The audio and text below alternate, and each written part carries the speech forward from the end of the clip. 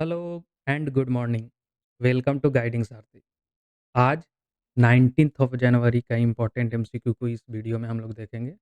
अगर टॉपिक की बात की जाए तो सबसे पहले हम लोग जापान सोलर मिशन के बारे में देखेंगे। जापान आज सक्सेसफुली लैंडिंग करने के लिए कोशिश करेगा चाँद पे। उसके बाद इन्फोर्समेंट डायरेक्टरेट के बारे में हम जानेंगे क्योंकि इन्फोर्समेंट डायरेक्टरेट हमेशा न्यूज़ में रहता है। अभी बंगाल में इस पे हमला भी हुआ था तो इसलिए भी न्यूज़ में था और वैसे भी ये हमेशा न्यूज़ में ही रहता है। लिपाक्षी टेम्पल के बारे में हम अगले क्वेश्चन में जानेंगे कि लिपाक्षी टेम्पल में अभी मोदी जी गए थे तो इसलिए ये न्यूज़ में आ गया है। लिपाक्षी टेम्पल क्या है, किस रीजन में बना था, ये सब देखेंगे हम लोग। उसके बाद टाइगर रिजर्व के बारे में जानेंगे। एक टाइगर रिजर्व के बारे में जानेंगे, ये न्यूज़ में क्यों है। उसके बाद रेड सी के बाद लाल सागर के बारे में हम लोग जानेंगे क्योंकि अभी यमन के हुथी रिबेल्स जो हैं सो कई एक मर्चेंट शिप पे ये हमला कर रहे हैं तो इसलिए लाल सागर न्यूज़ में है। इसका देखेंगे कि किस देश के साथ इसका बॉर्डर टच होता है, तो ये सब देखेंगे। उसके बाद ग्रीनलैंड आइस शीट के बारे में अगला क्वेश्चन होगा। ग्रीनलैंड आइस शीट ये क्यों पिघल रहा है? इसके पिघलने से क्या लॉस है? क्या इसका हार्मफुल इम्पैक्ट होगा हमारे ग्लोबल क्लाइमेट पे? तो ये हम देखेंगे। उसके बाद मीथेन हाइड्रेट जो कि इस पे एक यूपीएससी का प्रीवियस ईयर क्वेश्चन भी है मीथेन हाइड्रेट पे, तो उसके बारे में जानेंगे। और लास्ट क्वेश्चन आज का होगा स्टैच्यू ऑफ सोशल जस्टिस। ये स्टैच्यू ऑफ सोशल जस्टिस अभी आज ही इनवेल होने वाला है। आज ही इसका अनावरण है, तो इसके बारे में देखेंगे। चलिए शुरू करते हैं। सबसे पहला क्वेश्चन है जो जैक्सा प्रोग्राम का है। जैक्सा जो है सो जापान का स्पेस एजेंसी का नाम है, तो इसके बारे में है क्योंकि आज ये जापान का स्पेस एजेंसी अपना सोलर प्रॉब को लैंड करने वाला है। तो इसके बारे में जान लेते हैं। Which of the following is the name of JAXA program to land on the lunar surface? Option 1 Chang'e 6, option 2 SLIM, option 3 lunar flashlight या ऑप्शन 4 ब्लू घोस्ट। यहाँ पे सलीम सेकंड ऑप्शन करेक्ट है। यहाँ पे सेकंड ऑप्शन करेक्ट है। अगर और हम देखें तो सलीम जो है सिहोली क्रेटर्स सिहोली क्रेटर्स के पास लैंड करने वाला है।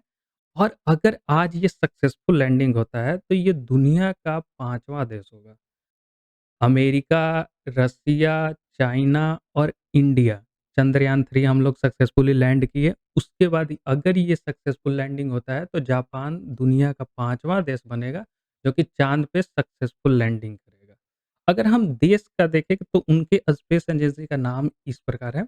अमेरिका का स्पेस एजेंसी को हम नासा कहते हैं। नासा नासा उसका नाम है। और अगर रसिया का देखें तो रॉस्कोमोस, चाइना का सीएनएसए, इंडिया का इसरो एंड जापान का स्पेस एजेंसी का नाम जैक्सा है। चलिए दूसरे क्वेश्चन पे देखते हैं।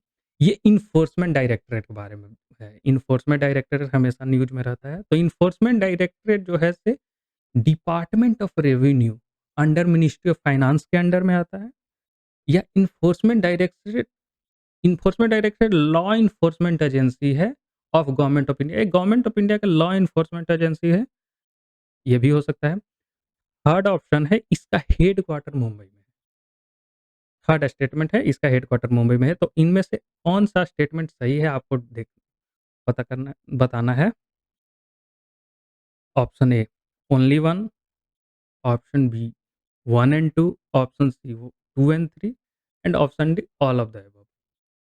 तो यहाँ पे सही जवाब जो है सिर्फ पहला स्टेटमेंट और दूसरा स्टेटमेंट सही है। मतलब यहाँ पे हो जाएगा बी ऑप्शन, क्योंकि यहाँ मुंबई में नहीं है, ये दिल्ली में है। ये इसका हेडक्वार्टर दिल्ली में है।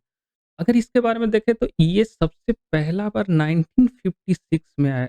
इसे इनेक्ट किया गया था इन्फोर्समेंट डायरेक्टर को, लेकिन उस वक़्त इसका नाम इन्फोर्समेंट यूनिट था। लेकिन और ये किस एक्ट के तहत आया था? तो ये एक्सचेंज रेगुलेशन एक्ट फेरा के तहत ये आया था इन्फोर्समेंट डायरेक्टरेट। और इसके बाद 1957 में इसका नाम बदल के इन्फोर्समेंट डायरेक्टरेट रखा गया। इसका हेडक्वार्टर तो दिल्ली में है और 5 रीजनल ऑफिस भी है मुंबई, कोलकाता, चेन्नई, चंडीगढ़ एंड दिल्ली। चलते हैं थर्ड क्वेश्चन के बारे में।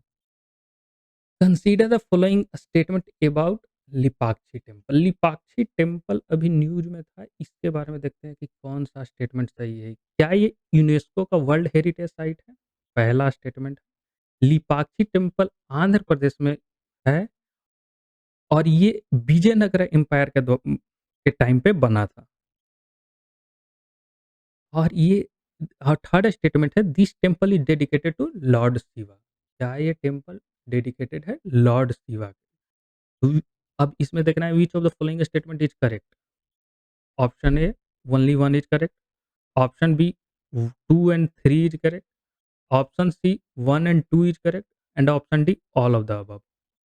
तो यहाँ पे सही जवाब है ऑल ऑफ द अबव। ये बीज ये ऑल ऑफ द अबव सही है। ये यूनेस्को का वर्ल्ड हेरिटेज साइट भी है। ये 2022 में घोषित हुआ था यूनेस्को के द्वारा और ये आंध्र प्रदेश में और विजयनगरा एम्पायर के टाइम पे है। इसका आर्किटेक्चर को भी देखें तो आर्किटेक्चर भी विजयनगरा स्टाइल ऑफ आर्किटेक्चर है। इस टेम्पल जो है, इस टेम्पल में मुराल पेंटिंग भी है। ये देख रहे हैं आप, ये मुराल पेंटिंग है, फ्रेस्को मुरल पेंटिंग। इस टेम्पल में फ्रेस्को मुरल पेंटिंग है और यहाँ पे लार्जेस्ट मोनोलिथिक मतलब एक रॉक का नंदी है।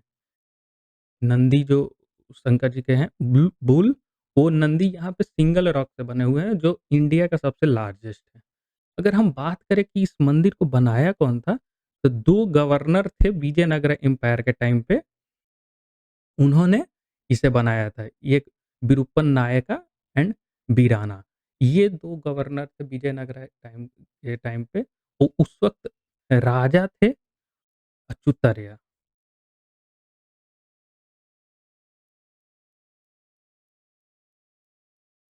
ये किंग थे और ये दोनों गवर्नर थे जो कि इस टेम्पल को बिल्ड किए थे। अगर इसका रामायण से कनेक्शन देखें तो ऐसा माना जाता है रामायण के अनुसार कि जो जटायु जब रावण से युद्ध कर रहे थे, जब रावण सीता जी का हरण करके जा रहे थे तो जटायु घायल होके इसी टेम्पल के पास गिरे थे। ये देखिए, जटायु फेल इन लिपाक्षी आफ्टर बैटलिंग रावण। रावण से युद्ध के बाद ये यहीं पे गिरे थे। और ये लिपाक्षी टेम्पल को हम वीरभद्र टेम्पल भी बोलते हैं। अगला क्वेश्चन, चौथा क्वेश्चन है पेंच टाइगर रिजर्व के बारे में। पेंच टाइगर का रिजर्व के बारे में पूछा गया है कि ये कहाँ सिचुएटेड है, किस राज्य में है? महाराष्ट्र, तमिलनाडु, झारखंड या तेलंगाना? यहाँ पे सही ऑप्शन ए है, महाराष्ट्र। ये महाराष्ट्र में सिचुएटेड है। ये टाइगर रिजर्व न्यूज़ में क्यों है? तो इसके, ये आप देख रहे हैं, ये टाइगर रिजर्व इसलिए न्यूज़ में है, यहाँ पे डार्क स्काई पार्क बनाया गया है। नाइट स्काई का प्रोटेक्टिंग के लिए ये प्रिवेंट करेगा लाइट पॉल्यूशन को और प्रमोट एस्ट्रोनॉमी को भी ये प्रमोट करेगा। इसलिए ये न्यूज़ में आ गया है क्योंकि ये इसका नाम जो है पेंच रिवर, इसी के, ये पार्क के साथ में ही पेंच रिवर एक नदी बहती है, उसी के नाम पे रखा गया है और ये मध्य प्रदेश और महाराष्ट्र का बॉर्डर पे है। अगर बात करें तो ये सतपुरा से शुरू होता है और नागपुर तक कंटिन्यू रहता है। सतपुरा जंगल जो मध्य प्रदेश में है और ये वहाँ से स्ट्रेच होकर के नागपुर तक जाती है। अगला क्वेश्चन के बारे में बात, फिफ्थ क्वेश्चन है, which of the following country is or are share border with red? जैसा कि हम लोग जानते हैं कि लाल सागर अभी न्यूज़ में है, यहाँ पे हुथी रिबेल अटैक कर रहे हैं मर्चेंट शिप पे। उसके जवाब में अमेरिका एंड ब्रिटेन अपने नेवी को डिप्लॉय किए हैं, इंडियन नेवी भी वहाँ पे है। ये लोग अपने-अपने कंट्री के मर्चेंट शिप को प्रोटेक्शन देने के लिए वहाँ पे हैं। तो बात करते हैं कि लाल सागर किस देश के साथ बॉर्डर टच करता है? अस 1 Saudi, 2 Egypt, Sudan, Israel, Djibouti. इनमें से कौन-कौन से हैं देश जिनसे बॉर्डर टच होता है रेड सी का? Which of the following statement is or are correct? Is correct.